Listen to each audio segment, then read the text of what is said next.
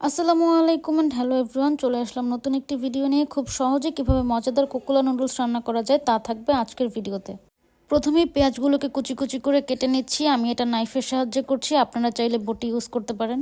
আমরা এখানে মাঝারি সাইজের দুটো পেঁয়াজ কুচি করে নিয়েছি। বলে নেওয়া ভালো, রান্নার পুরো প্রসেসটাই রিহা করেছিল, আমি শুধু ভিডিও ক্লিপগুলো নিয়েছিলাম। তো এরপর পেঁয়াজগুলোকে একটা প্লেটে উঠিয়ে নিচ্ছি। এবার কাঁচামরিচগুলোকে একদম ভালোভাবে কুচি করে নিব। আমরা এখানে 7-8টা ছোট সাইজের কাঁচামরিচ নিয়েছিলাম। ঝালটা আপনাদের টেস্ট অনুযায়ী দিয়ে নেবেন। তো এখানে আমাদের শেফ খুবই দক্ষতার সাথে কাঁচামরিচগুলোকে কুচি করে নিয়েছে। এবার একটা প্লেটে উঠিয়ে নিচ্ছি। নুডলসের জন্য আমরা আজকে কোকোলা এগ অ্যান্ড চিকেন নুডলসটা ইউজ করছি। আরও কিছুটা মজাদার করার জন্য নিয়ে নিয়েছি ম্যাগি ম্যাজিক মশলা। এবার প্যাকেট থেকে নুডলসগুলোকে বের করে নিচ্ছি। প্যাকেটের মধ্যে নুডলসগুলো এভাবে রোল করা থাকে। প্রতি প্যাকেটে এরকম 8টা রোল থাকে। আমরা আজকের জন্য 6টা রোল ব্যবহার করব। আপনারা আপনাদের প্রয়োজন অনুযায়ী যে কয়টা লাগে নিয়ে নেবেন। আমরা এখানে 6টা রোলের জন্য 6 প্যাকেট নুডলসের মশলা নিয়ে নিচ্ছি। এবার উপরের কাগজটাকে খুলে নুডলসগুলোকে একটা প্লেটে নিয়ে নিচ্ছি। এরপর মশলার প্যাকেটগুলোকে খুলে একটা প্লেটে উঠিয়ে নিচ্ছি।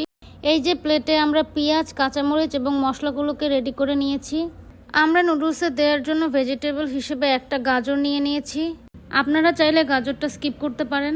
আমাদের কাছে গাজরের টেস্টটা অনেক ভালো লাগে, তাই ইউজ করছি। আর যেহেতু এটার কালারটা অনেক সুন্দর, তাই রান্না করার পর দেখতেও অনেক কালারফুল লাগবে। তো এবার একটা পাতিলে আমরা কিছুটা পানি দিয়ে দিয়েছি। পানিটা ফুটতে শুরু করলে আমরা নুডলসগুলোকে দিয়ে দিব। তো আমরা নুডলসগুলোকে বয়েল করে উঠিয়ে নিয়েছি।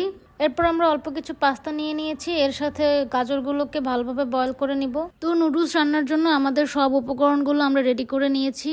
এরপর চুলায় একটা কড়াই বসিয়ে নিয়েছি। তো প্রথমেই দিয়ে দিচ্ছি রান্নার রেগুলার সয়াবিন তেল। তেলটা কিছুটা গরম হয়ে গেলে দিয়ে দিচ্ছি পেঁয়াজ কুচি এবং মরিচ কুচি। এরপর পেঁয়াজ মরিচগুলোকে কিছুক্ষণ ভালোভাবে ভেজে নিব। হালকা ভেজে নেওয়া হয়ে গেলে এরপর দিয়ে দিচ্ছি 2টা ডিম। এরপর সামান্য লবণ দিয়ে পেঁয়াজ মরিচের সাথে ডিমটাকে ভালোভাবে একটু মিশিয়ে নিব। তো ডিমটা কিছুটা স্ক্রাম্বলড করা হয়ে গেলে আমরা দিয়ে দেব এর মধ্যে অল্প কিছুটা সয়া সসটা দিয়ে একটু মিশিয়ে নিয়ে তারপর নুডলসগুলোকে দিয়ে দিচ্ছি। এরপর আমরা যে নুডলসের মশলাগুলো রেখেছিলাম সেই সব মশলাগুলো আমরা এখানে দিয়ে দিব। অবশ্যই যে কয় প্যাকেট নুডলস হবে সেই কয় প্যাকেট মশলা আমাদেরকে দিতে হবে। এরপর আমরা আবারও দিয়ে দিচ্ছি 4 টিস্পুন সয়া সস। এর আগে যে ডিমের মধ্যে অল্প কিছুটা সয়া সস দিয়েছিলাম সেটা ডিমের ফ্লেভারটাকে এনহান্স করবে। আর নুডলসের পরিমাণ বুঝে আমরা এখানে 4 টেবিলস্পুন সয়া সস দিয়েছি। এরপর আমরা আরও কিছুটা তেল দিয়ে দিচ্ছি। তেলটা দেওয়ার পর আমরা সব উপকরণগুলো একদম ভালোভাবে নেড়েচেড়ে মিশিয়ে নিচ্ছি। যেহেতু নুডলস এবং পাস্তাগুলো আগে থেকেই বয়েল করা, তাই এটা রান্না হতে খুব বেশি সময় লাগবে না। জাস্ট ভালো করে নেড়েচেড়ে উঠিয়ে নিলেই হয়ে যাবে। আমাদের নুডলসটা রান্না করা অলমোস্ট হয়ে গিয়েছে। রাইস নুডলস খুব বেশি ঝরঝরে হয় না, কিন্তু দেখেন এটা বেশ ভালোই ঝরঝরা হয়েছে।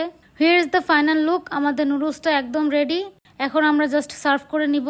পাস্তা দেওয়ার কারণে মেবি নুডলসটা একটু স্টিকি হয়েছে। যাই হোক, ব্যাপার না, ইট ডাজন্ট লুক ব্যাড। একদম ঘরোয়া উপকরণের সহজ রেসিপিতে রান্না করে দেখালাম। আর এটা রান্না করার পর বেশিক্ষণ রেখে দিলে আরও বেশি স্টিকি হয়ে যাবে, তাই আমরা একদম গরম গরম সার্ভ করে নিলাম। আর এটার টেস্টও খুব ভালো ছিল, টু বি অনেস্ট। তো এই তো, এরপর সবাইকে সার্ভ করে দিলাম। এরপর আন্টি আবার একটু চা বানাচ্ছিল। সন্ধ্যাবেলা সবকিছুর পর 1 কাপ চা না হলেই না। আর সত্যি বলতে আন্টি অনেক ভালো চা বানায়। আমার আদা চা খুব পছন্দের, আর পার্সোনালি আমার আদার ফ্লেভারটা খুব ভালো লাগে। আর দেখেন চায়ের কালারটা কি সুন্দর হয়েছে। তো 1 কাপ চা খেতে খেতেই আজকের ভিডিও শেষ করছি। দেখা হবে নতুন কোনো ভিডিওতে। সেই অবধি সবাই ভালো থাকবেন, সুস্থ থাকবেন। আল্লাহ হাফেজ।